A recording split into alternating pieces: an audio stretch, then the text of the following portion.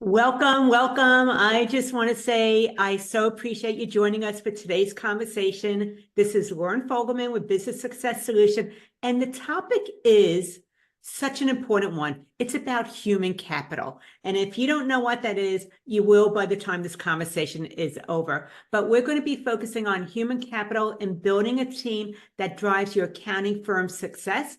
And I'm going to be talking with Sharon Fuller about that. So some of the things to expect from the episode is common people management mistakes that could be stunting your accounting firm's growth, proven strategies to unlock your team's full potential, and also creating a culture that attracts and retains top talent.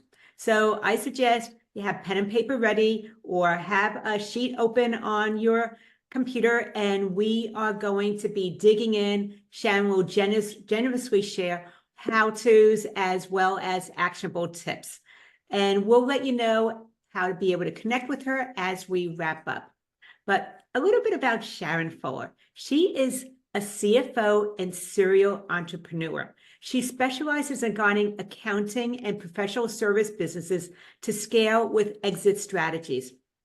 With a $2 million sale of her own practice, she now leads the Scalable to Saleable program, and that offers practical insights and strategies. And it's something that she's learned from her own playbook, and she now has it into an actual playbook that you can put into play yourself and just follow along. So she is also a trusted thought leader. She excels in creating partnerships and stays ahead of technology trends for optimal business optimization. And if you wanted to find out more about Sharon Fuller and Glass Wallet Ventures, you can go to glasswalletventures.com. So Sharon, I am looking forward to this conversation about team building, human capital, and how we can use it to take our firm to the next level. So thank you for joining me. Thank you for having me. And that was amazing. I don't know who wrote all that about me, but thank you to them as well. And before we get into the whole conversation, I would just love to hear a little bit about how you got to this point of really seeing the impact that human capital can have on an accounting firm. Absolutely. So I like to say that I pioneered, or at least helped pioneer, the remote workspace. It kind of started in 2006. I started my own bookkeeping accounting firm. I did not want to, I lived in San Diego, so I didn't want to work in an office. An office sounded terrible. So I would go to their offices, pick things up, take it home. Anyhow, that evolved into my company doing well, and then I needed to create a team.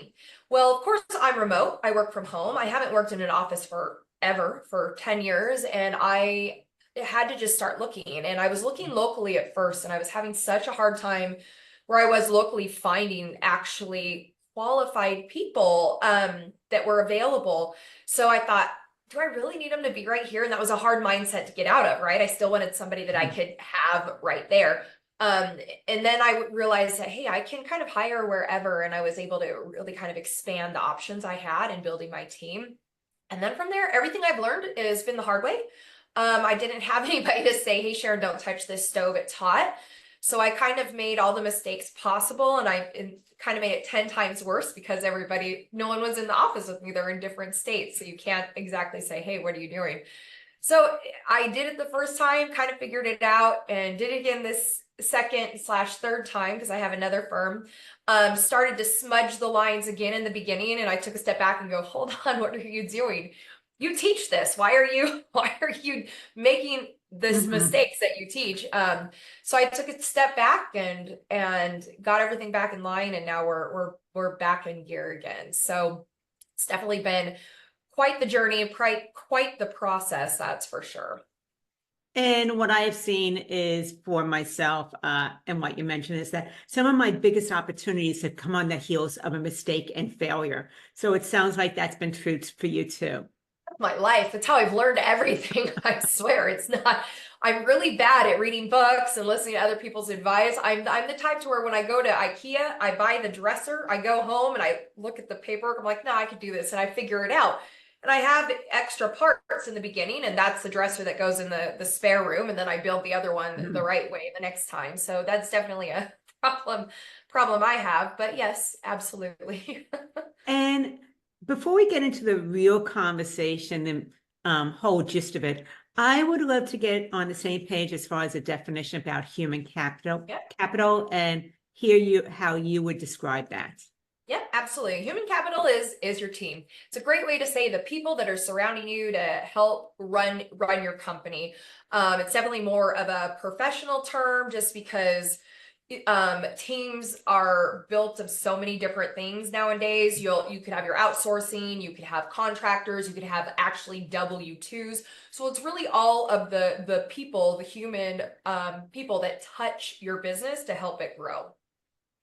Okay, and with that being said, I believe, especially with the shortage that's been going on right now, the people in your company tend to be your biggest asset. I think that they have higher value sometimes than clients because clients can come and go. But boy, if you get someone who's golden, you want to hang on to them for as long as you possibly can. So are there any common pitfalls that maybe owners find when it comes to managing their team?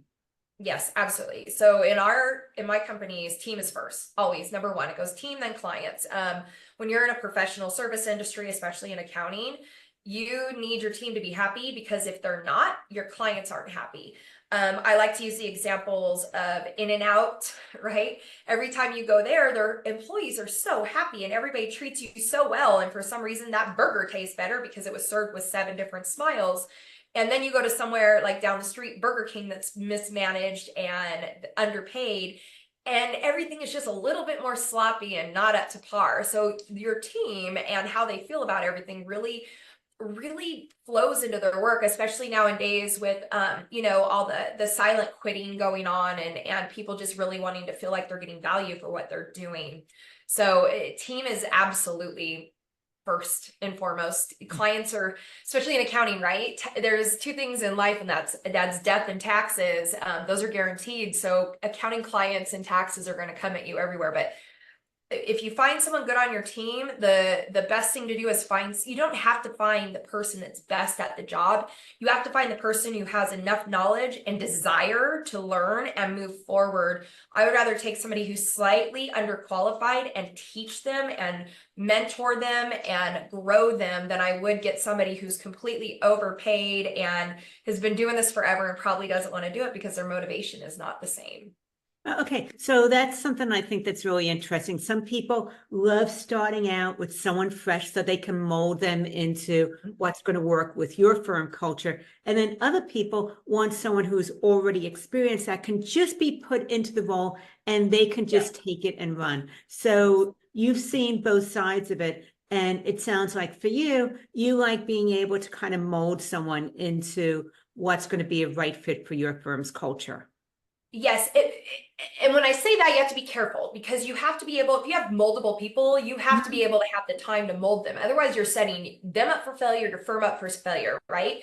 So the hardest thing, especially if you're an entrepreneur or solopreneur and you're growing your team, usually by the time you grow your team, you have no time left. You're out of time. You're already working, 12 hours a day. And so you need somebody who's going to get in and hit the ground running. So maybe that first hire ends up being somebody who is very, very, very experienced. It kind of helps you get things set up. And that is if you haven't done it, as you go. Then from there, and as you set process and you have documentation and everything is in place, then you can bring people in. The biggest mistake I've ever made is bringing wonderful people that are moldable.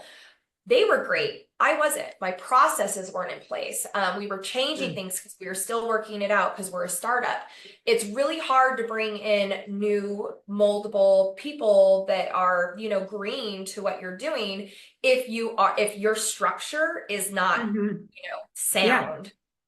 That makes so much sense. So one of the things I'm really taking away from this is it depends on where you are in your own business 100%. journey.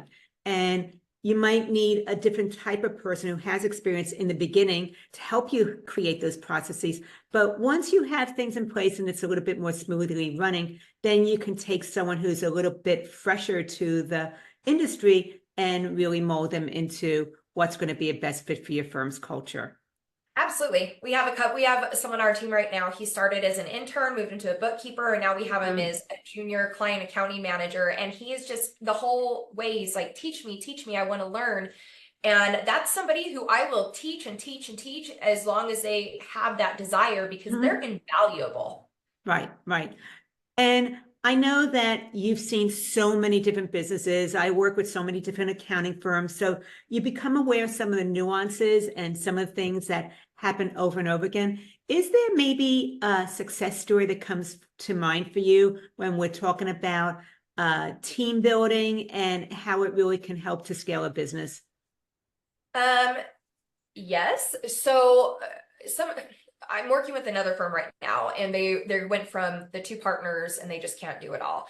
So the first thing we did is identified what was needed, identified what should stay in tech, what should be outsourced, and what should be people in the actual building. And what I try to, and by building I mean on the team, I try to really get across to people that you should bring in technology where technology is built.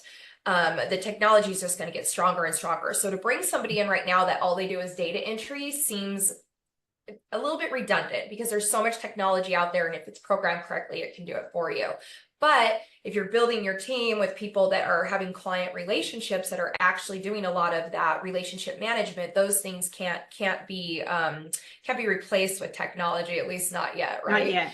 So identifying at the beginning is the hardest part, because employees and your team, they should be really the most expensive part of your whole entire business. So when you bring somebody on, I always assume I have 60 days before of their salary, their benefits, or everything that I'm paying before I'm actually getting any sort of ROI or return on investment out of them.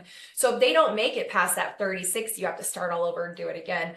So you really have to helping them define the roles, defining what they're going to do and the steps, so nothing's done out of line, enables them to not make those mistakes. And the mistakes that I can weigh are the ones against me. I brought in outsourcing too soon.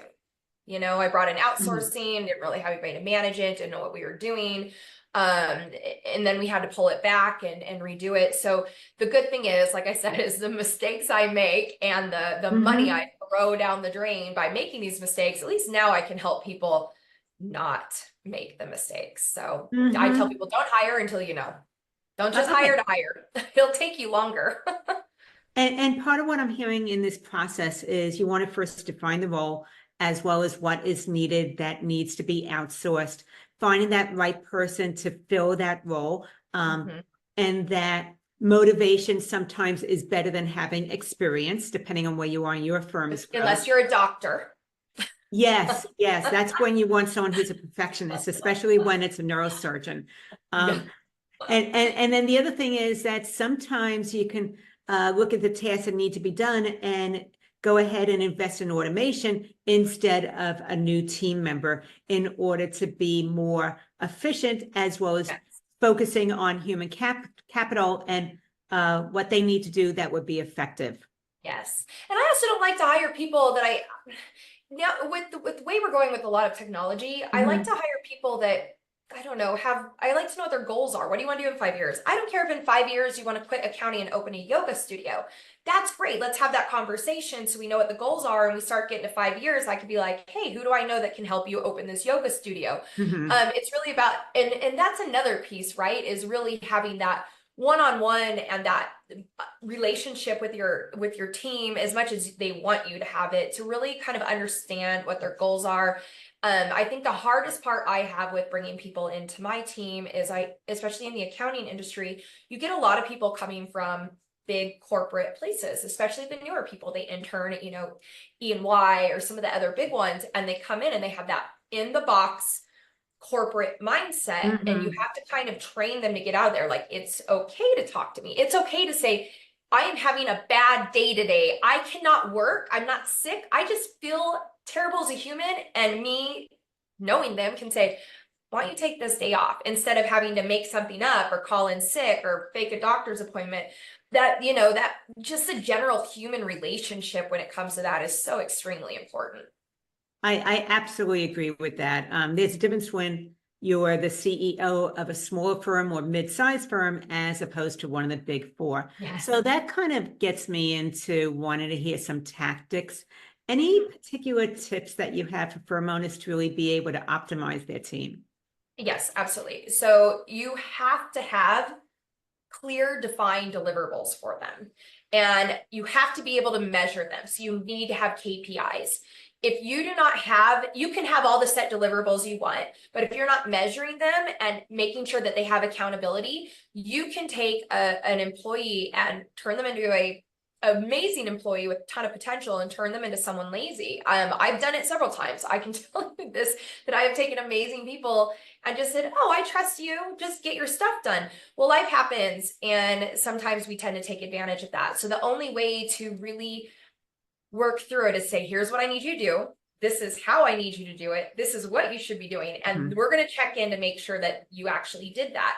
It also is helpful to them because when you're, and I know I talk about a remote a lot, but I think a lot of places are really kind of going that hybrid remote. So when you, even is in office, when you have a busy owner, you get scared when you don't hear from them for a long time. Like I haven't heard my boss in 3 weeks. And in my head, it's because I'm busy. Now, if I don't have to talk to you, it's a good thing. But I have to revert back to what it was like being on the team and not being in charge and remembering how much that scared me. So by actually sitting down and having some sort of measurable goals and see, hey, did it, great, I'm great. I don't have to worry. I know that they're not worried about anything I did because I've done everything that I'm supposed to in my job. So that was the one thing that I have absolutely learned that is just pivotal in having employees at all this day and age, especially if you have a hybrid or remote firm. And one of the thoughts that's coming up to me that we didn't really discuss, but I'm listening to you, is the accountability piece. So are you a fan of staff meetings or not? I am I am the epitome of that meme that goes around that said this could have been an email. No, we use Slack, and we're very active on Slack, and we have a lot of what I like meetings as necessary. And I'm that one to where I ask my team, I'm like, do you guys want to do a monthly team happy hour? And they're like, no. I'm like, okay. So instead, we do one meeting a month for about an hour or so just to kind of go over the high levels. But honestly, we have everything so processed and documented, and we communicate just regularly in Slack that to stop and have to get on a Zoom to hear me say what I could have put in an email, I remember what it was like being somebody on a team going, oh, I don't want to listen to this person talk. Just send me an email. I'll get it done, right? So we try to do less of that. But I do believe if you've got any sort of remote company, you need to all meet up once to twice a year. I try to we get all of our team to go to at least one accounting conference. So that way it's fun, it's offsite, we're having fun, but we're learning. And now I need to start adding in, we want to do one sort of offsite that's not learning. I've been taking them to the Intuit or QuickBooks Connect, and it's been in Vegas. So I feel like that has kind of been a twofer for the past couple years. So I'm like, we're gonna just do this one big one, but we're gonna start adding in another one. They said, can we do something where it's not work related? I'm like, sure, that sounds great. Okay, so they're looking for a retreat of some kind. I know Yes. that one of my clients, after tax season, she actually took her entire team on a cruise. Yeah, So, that's what we did. It's the best. okay, there you All go. inclusive. You don't have to pay because a lot of alcoholics drink a lot and those tabs get high. So you take them I took my Yeah, team for my last company on a cruise to the Bahamas.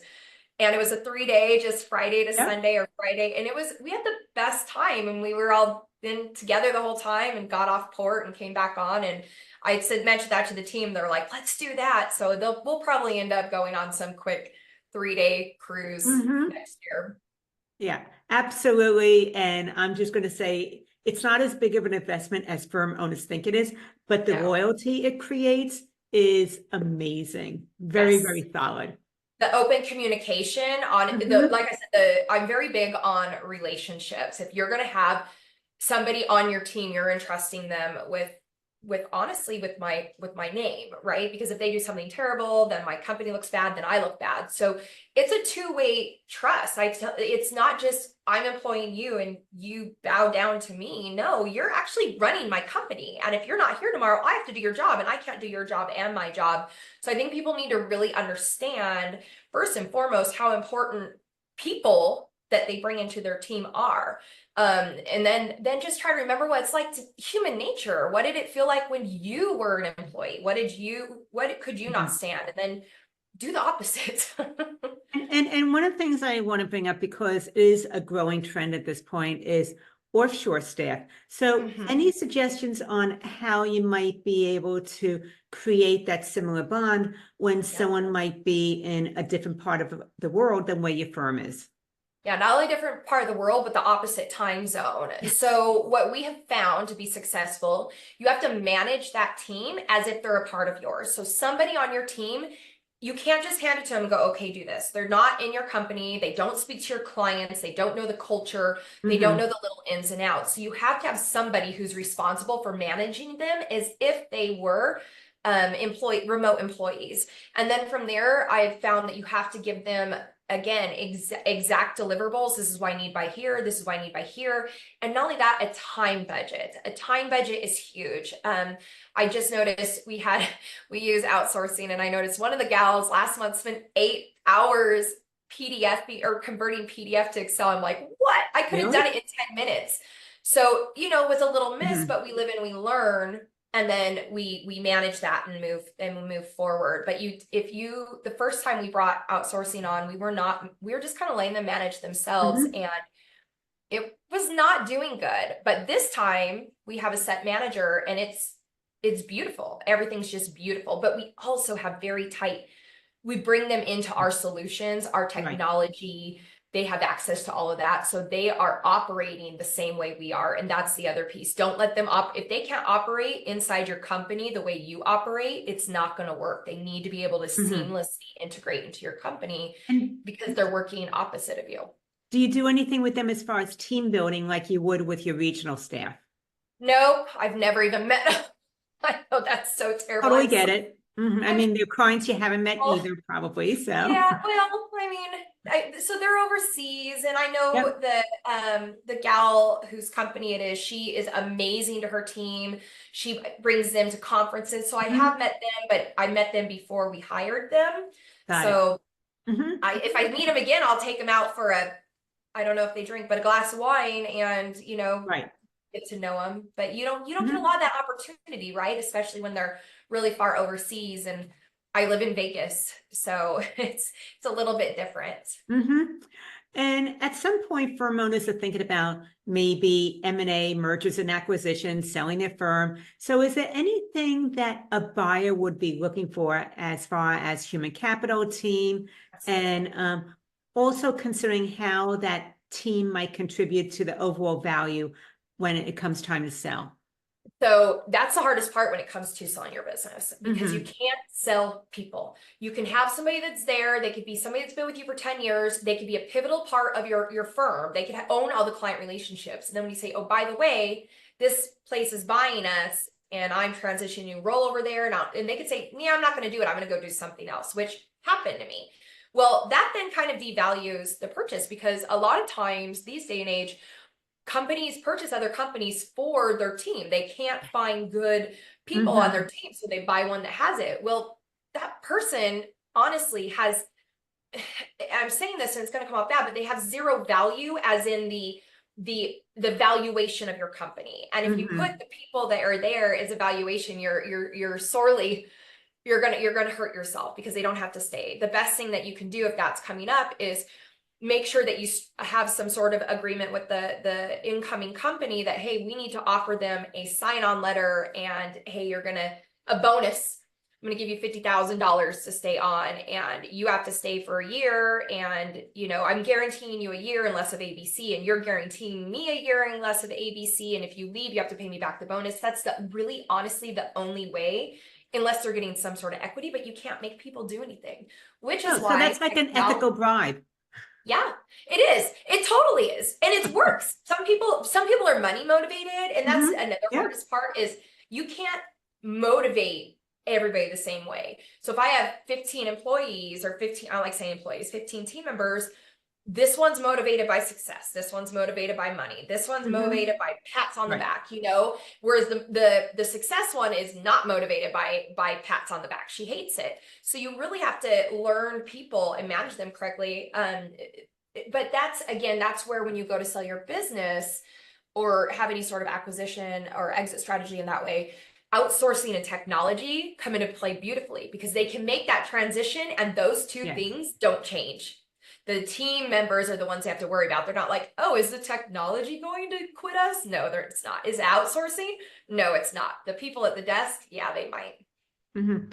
I love the ethical bribe. So I think that that's absolutely brilliant. And I can see how it would be a motivator for some personalities on your team and maybe an insult for others, actually. Absolutely. Some of them at that point, they're like, I think I'm going to go start my own thing again, which is what happened when I sold my company. A few people said, I think I'm just going to go start my own thing now. And it was devastating because of the client relationships. And it really caught me off guard. I didn't think it would happen. But it did. And then you deal with it. You get through it. Just honestly, it would just be the same as when you lose somebody who's important in your accounting firm at any point in time. It can really hurt your firm. It just hurts your pocketbook a little bit more when it comes to selling your company. And one of the things we touched on a little bit earlier and I want to get into right now a little bit more is about company culture and how critical it is. So what have you seen about company culture and its ability to actually attract and even keep those employees or team members that are such a right fit and add value to your company? Yeah. So you see a lot of companies that will say, here's our culture, and this is what we are. And then you get there and they're not that at all. So you have to kind of practice what you preach. I have a problem where I am overly transparent and I don't like playing boss. I get really upset when anybody on my team makes me pull it. I'm like, do I really have to pull rank? I don't want to do it. I just want to be like one of the team, even though I'm not. And again, that can backfire on you. But at the same time, so can being a jerk, right? So it's really, our culture is team first, open communication and transparency. I like to be, like I said, I'd rather tell everybody everything. And work-life balance. I love hiring moms. I'm not a mom. I don't have children. But I love hiring women who have kids that are in school. They still want their career, but they want to be a mom, and they love the fact that they can schedule, they have flexibility to schedule time off to go see little Timmy's, school play during lunch, or to go in and out, go pick up and drop off their kids. They have that flexibility. So I think culture comes really from the top. If you hear about, toxic environments in any company, it really is, it's mid-management up to that top and how they handle things. And I just hope nobody ever says that about anything that I'm a part of. Of course, when people leave, it is most of the time when you have to let people go, it's never a pretty situation, and they're not happy. Who's happy about that? But I really hope that when people work with me, they don't see that. And if they have a problem, they come straight to me because they know I'll handle it, because I don't put up with it. And one of the things that came to mind as you were talking about the company culture is, I think that if you're the firm owner, you want to have a close relationship with your team and let them know you care, but it backfires when you think that you ought to be a friend with them. Yes. What's your thoughts about that? I am that. I have that problem. So I have that problem. So I've been doing really good about being professional and there for my team, and I'm friendly. I don't like I said, I don't like to be the boss. I am, but I don't like to be it. I just have the balance where I be like, okay, I'm friendly. Okay, but we're going to have to stop and have this one-on-one now. So I like to really be able to draw that line in the sand and not really have to cross over it until they get there. But if I don't know, if I had people in office, I still feel like we'd go out to happy hour, for some team bonding. And again, it's probably just going to be the person I am. I think it really just depends on who you are and what you're comfortable with. It kind of makes you and your company a little bit vulnerable when you let your guard down. But to me, it just outweighs it in the long run, because I have my team and my clients have followed me from all these acquisitions. So I feel like I'm doing something right. So I really think it's a personal decision you have to make, for sure. I am not the ideal stereotypical CEO at all. And that's probably a blessing for everybody, Sharon. So I just Maybe. want to say, if they wanted that, they would go to the one of the big four. Yeah, And, that's why I and don't work with something like that. I couldn't handle it. we get I it. couldn't handle it. I think that we all think the corporate ladder is the way to go. And as we're going up it, we realize, that might not be a good fit for me. Yeah. Um, You just what want to one, be a number on a page, right? You want to actually be a person with yeah, feelings and that you know who they are. And oh, I respect this about them, not just where is employee 75234? Why yeah, are that they you meet with once a doing this year late? for the annual review. Yes, So, exactly.